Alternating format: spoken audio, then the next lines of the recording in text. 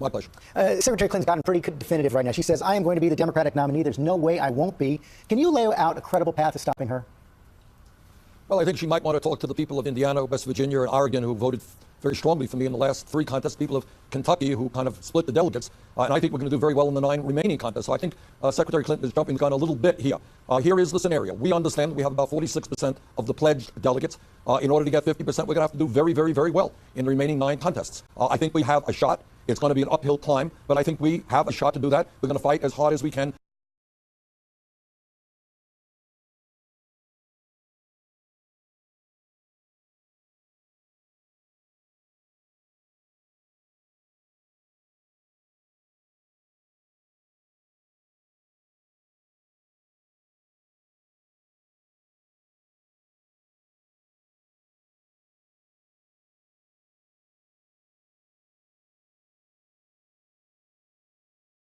Virtually all of the polls done in the last 6-7 weeks. In every one of them, national polls and statewide polls, we defeat Donald Trump by larger margins, in some cases significantly larger margins than does Secretary Clinton. You got a lot of superdelegates out there. 400 of them actually came on board Clinton's campaign before anybody else was in the race. I asked those superdelegates to take a look at which candidate is the stronger candidate to defeat Donald Trump, something that has got to happen in my view. I think the objective evidence is our campaign is the strongest candidate campaign to defeat Trump. But as you know, the Clinton campaign has pointed out that they've gotten about 3 million more votes than you have. And when you look at the delegate map, she only needs 90 more pledged delegates to get ahead of you to win. She has her lead right now over you is twice as large as President Obama's in 2008. And to win, you not only have to do very well, you have to get close to 70% of the vote in every remaining state. That's really not possible. I wouldn't say I would say it's a very steep uphill climb.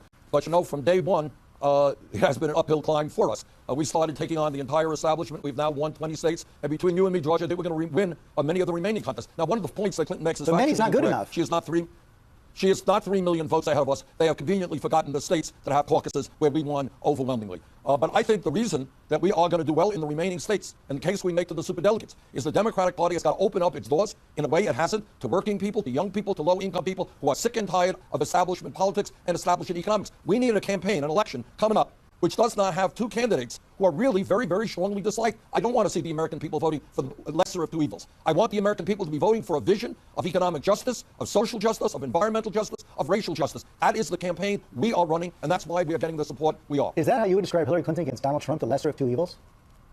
Well, if you look, no, I wouldn't describe it, but that's what the American people are saying. If you look at the favorability ratings of Donald Trump and Hillary Clinton, both of them have very, very high unfavorables. You're not going to disagree with me on that. There's no question about that, absolutely. Let me just go on, though, because our poll also does show that, for sure, our brand new poll. It also has some evidence that your contest is creating some challenges that could hurt the Democrats in November.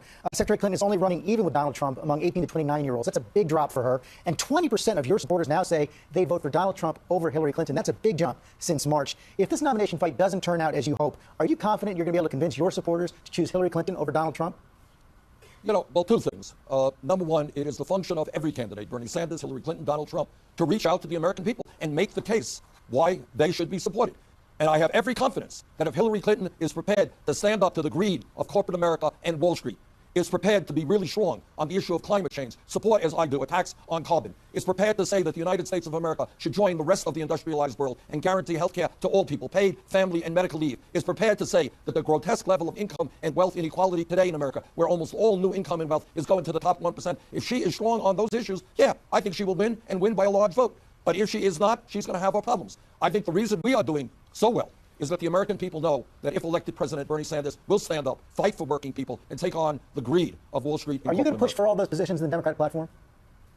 We are going to push for the most progressive agenda that we can, which stands with the working people of this country. George, I know the media doesn't talk about it too much, but the middle class of this country has been in decline for 30+ years, and the gap between the very, very rich and everybody else is getting wider. We have a corrupt campaign finance system which allows billionaires to buy elections.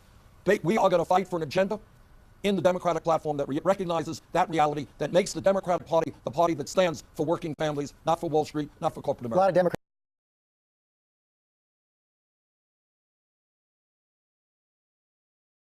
filing permits to protest in Philadelphia as well. Are you encouraging that, and are you confident you can keep the situation in Philadelphia under control? Well, one of the things that bothers me about media coverage of Nevada, I saw a story in the New York Times, chairs being thrown. Did you see any chairs being thrown? There weren't any. They had a bunch of police officers there. To the best of my knowledge, George, I wasn't there. Nobody was touched. What happened is there was no violence. What happened is people were rude. That's not good. They were booing. That's not good. They behaved in some ways that were a little bit boorish. Not good. But let's not talk about that as violence. Do people in Philadelphia, going to Philadelphia or any place else in America, have the right to demonstrate, have the right to express their concerns? I thought that was what the First Amendment of the Constitution was about, freedom of expression, freedom of speech. So, we're not encouraging anybody. In fact, I read about this in the newspaper the other day. But, of course, people have the right to peaceably assemble and make their views heard. And let me just say this. Essentially, what's going on, and the Democratic Party has got to recognize this. Our supporters do not go to fancy, high-priced fundraising dinners. That's not who they are. They're working 2 or 3 jobs. They're worried about the future of their children, whether their kids are going to get a college education. Those are the people who are coming into our movement. And I hope the Democratic leadership is smart enough to say, come on in. We want you in. Your views are the views of the majority of the American people. Let's work together. That's what I hope the convention is about. And obviously, I hope that I win the nomination. If you don't, sir, and this is my final question, you hope to be considered a Secretary